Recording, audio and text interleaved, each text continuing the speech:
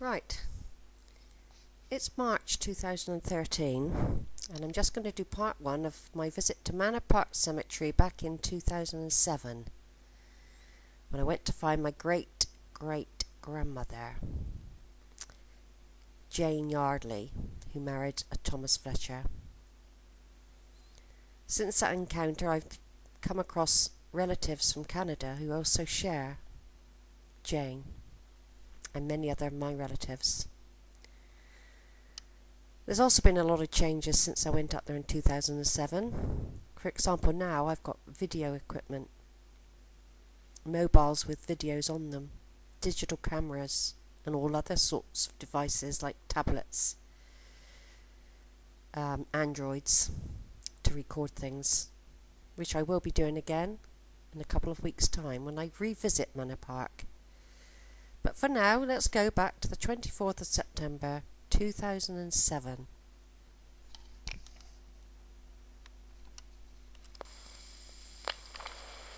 Right, it's the 25th of September. I got up and had my breakfast at the London School of Economics, then got a tube from the Angel to Moorgate, where I changed to Liverpool Street, and then got on a train to Manor Park Station. I'm now walking along the road. I can't think what it's called. There is a bus. This is a 474, but I don't know whether it goes back my way. But anyway, I'm now approaching the gates. I've got my camera. They are metal gates with gold tops, gold lettering, and it says Manor Park Cemetery. Green something or other. And crematorium, I mean. Right next door you've got something called cooperative funeral care. It's a bit close for comfort, isn't it? Right, I've arrived at the other end of the cemetery by the other gate. That's the main one I took a picture of then. The lawn drive and centre drive entrance. So I'm going to walk up the main drive and have a look round as I go. It's this big wide drive with lots of gravestones everywhere. These are all quite recent as I enter. So I've got to walk all the way up. It's a massive cemetery. Taking pictures as I go. I'll just have a look round at some of the gravestones as I'm going. Just in case anything crops up. That's out here. You really do need to plot. I'm walking up towards the chapel now. And I've come to like a circle bit in the middle, and it branches off to Berg Road, Central Drive and Bassett Road. And I'm going to go and walk straight up to the central chapel to get my bearings. Walking on this side of the graveyard up from the other minor entrance, there's lots and lots of new graves and looks like crematorium plots as you go up the central drive towards the chapel or the offices. I don't really know where I'm going yet. Well, I've got my plan, and there's lots of monuments with angels and things like that, but this looks like the new part. When I say new, from 1900 onwards, as at each side of me, most people died in the 1920s, 70s, and all that sort of thing, that sort of age, 40s, just to get a bit of an idea. These are all well cared for. The avenue of there's an avenue of trees, pine type trees, oak trees, conker trees. I'm just looking each side as I go, because you never know, there could be somebody here that's related. Come up to a junction now. You've got still going along Central Drive. You've got Remembrance Road, got another remembrance road going along each side as well. Then you've got a rose garden.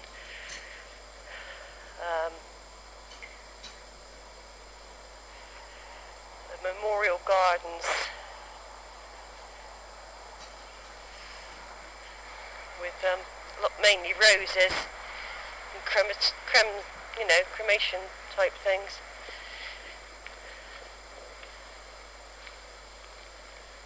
A lovely sunny day, by the way, and I've reached the chapel now. I'll take a picture. Yeah, there's lots of maintenance men around. It's a lovely bright sunny day, like I said, and which is good, because there was gale force winds and things yesterday and rain.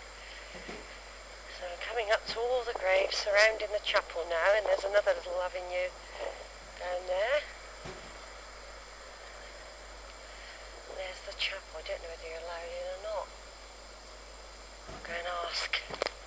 It's more than likely that there are other ancestors buried here. Just as I'm walking around, unbeknown to me, they could be just lying there. Apparently there's another big graveyard not far away. Right, I'm on the other side of the chapel now, which is my main reference point. I've just come across a family mausoleum of a Thomas John Searle of Close Square. That's the first one I've seen. I'll just take a picture of it. I know it's not our relation, but it's history. Right, everybody, I've actually found the grave now. Within hearing of the British Rail. It's a bit far away. But you won't believe this. I forgot to put, even though I brought my clippers all the way to London and my gloves, I have not put them in the bag. So I've got all the way to the cemetery to tidy up the grave, thinking all the time that my clippers were in the bag, and they're not. Now the fortunate thing is it is winter, but I have found the grave. I'm just going to read the inscription. It's quite an upright. It's as tall as me, the gravestone. I don't know what it's made of. It looks like a cementy type thing. It's not sandstone or slate. There is some colour placca on there. It's not too... It looks like they've had a little bit of a go here with the weed killer, because it's all the leaves around it are brown. Because I wanted to tidy it up. I'm really disappointed I've left my pruning stuff at home. I was really disappointed because I brought it especially to tidy up the grave. Anyway, hello down here. I'm trying to... It's so limited now. So there's things under the ground. There's like metal down here as well. I wonder what that is. Could have been where it had railings once. What's that? Yeah, this did have metal railings around it once, because I've just found a rusty old railing in the ground on top of the grave. But I'm very limited now without me pruning shears and my gloves, without ripping my fingers to pieces. I was going to go and ask one of the guards people if I could borrow their... Anyway, I'll take a picture of it in a minute. Anyway, it's the family grave of Henry William Fletcher, it says here.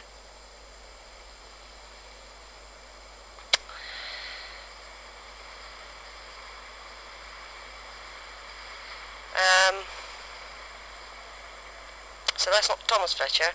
In loving memory of Rose, beloved wife of the above, who died the 2nd of January 1904, aged 30, it's either 35 years or 85. A minute, I'll rub that away a bit. In a minute I'll rub that away, so I don't know if it's 35. That's definitely a 5. It looks like a 3. It could even be 25. No, she was 35. If love and care could death present thy days had not so soon been spent. Life was desired, but God did see eternal life was best for thee. Also Rose, daughter of the above, died 10th of February 19... could be 9, or it could be a 4, 1904, aged 10 months, safe in the arms of Jesus. Also Jane Fletcher, mother of the above. So she's mother of Rose, who died the 31st of August 1905 in her 81st year.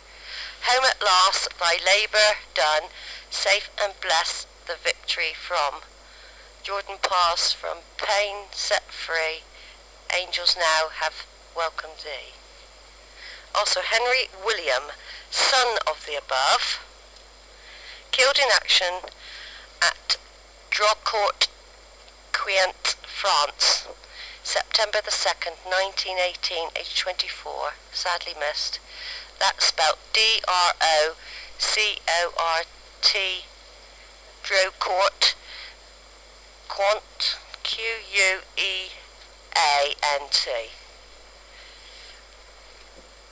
So this is the family of Henry William Fletcher. So I imagine Henry William. That was 1918. So he was in the war. So this stone could have been put up after that, or a new one. So this is them. Right, 25th of September. A nice gentleman lent me his shears and his gloves, so I could tidy up the grave a bit. Do need a spade really to dig around the edges, but because it might reveal names around the side there. But I've tidied it up. I'm just going to do a bit of recording on the people next door. There's an old grave next of a Louise Emma, who passed away in, looks like 1898 or 9, in her 18th year. And I think also, I don't know who she belonged to, but the beloved something of, yes, very hard to read the names, but there is a David Simon, Sidney David Simon, I think the Simon name. Yeah, it's not very clear, that one. Anyway, I've got to have a fag a minute. I'll probably find I've been bitten to death when I get home. There's hundreds of ants around here.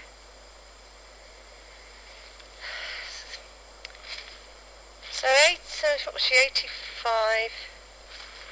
The next grave up is in loving memory. This is a family grave of James and Winnie something. Could be Stones. Dear baby Alfred, who fell asleep in 1904, aged 3 months. Also of Albert Victor.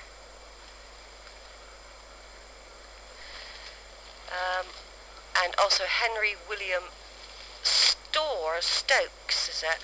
Could be Stokes, actually. So there's a Stokes family in that grave. This is going to the right of, there's another one very, very unreadable. The whole central bit gone. And over there's another Stokes family, William and Ada Stokes of 398 Bethnal Green Road, in memory of baby Alfie, who died 24th of September 1900, aged something and 10 months. 1 year, 10 months. And also Ada Emma's in there, so they're from Bethnal Green. So this is a Stokes family from Bethnal Green, so they could be related in one way. Some daughter might have married Stokes.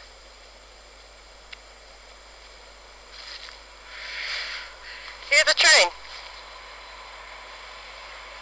That's the train that the graves are near, the main British Rail, going back to Liverpool Station.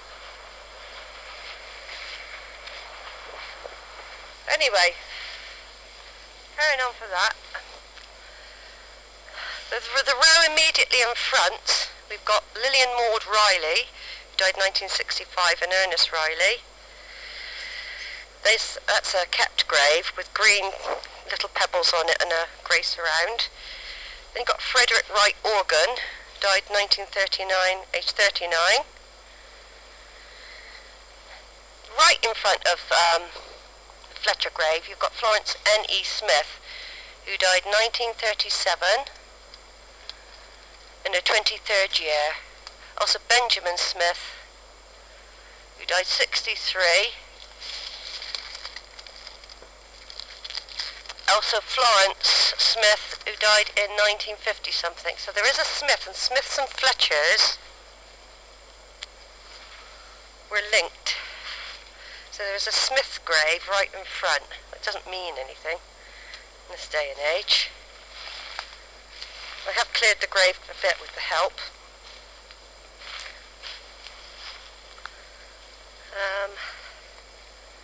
Next to that one,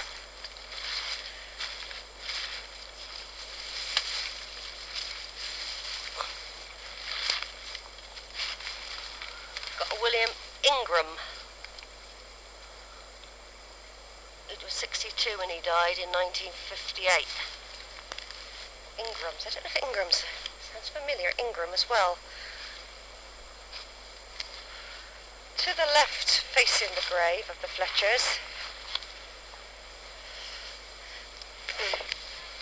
there's a very huge pile of rubbish. No headstone, but there is a surround. But I don't. And there's somebody behind them as well. But I don't know who they are. It's got trees growing in it. So we're very lucky to have found this grave. Nearly at the end of the tape now anyway. I'm going to buy some flowers now and come back with them, put them on the grave. Behind the grave there's some green mesh fencing, and there's a public notice saying that it's to keep out because it's dangerous in there. And only looking through there I can see lots of graves, and I had to go and get the woman in the office to come and show me where Jane Fletcher's grave was, and she told me that behind there that is a mass area of public graves, and that's quite overgrown, and it's dangerous to go in there because it's so overgrown and we'd probably fall down a hole or something. So we've probably got people in there. Right, I've just purchased some flowers. Some little chrysanths, pink chrysanths. So, if love and care could death present, thy days has not so soon been spent. Life was desired, but God did see, eternal life was best for thee. That's for Rose. And then for Jane, of course, home at last, thy labour done, safe and blessed, the victory done. 1. Jordan passed from rain set free, pain set free, angels now have welcomed thee. And Henry William, who died in France, has probably got a war memorial grave out there. And apparently if you contact the war memorial people, they will come and look after the grave of anyone that was honoured in the war. Like I said, I haven't been able to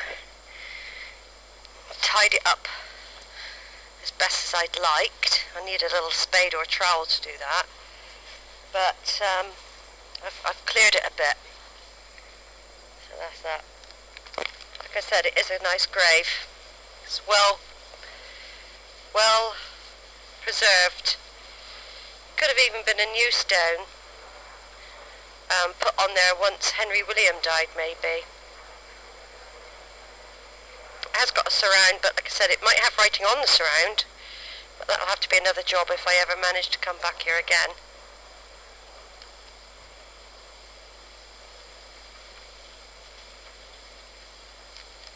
I'm just going to have a wander around the graveyard now. What I need to do when I get back is look up the other people on this grave, like the relationship. Rose was obviously the daughter-in-law.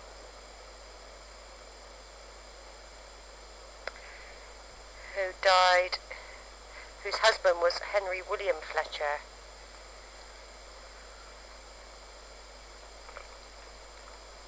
I'll be able to look up Henry William's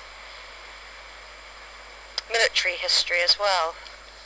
It just seemed they must have had a bit of money to afford a stone like that, and all those carriages.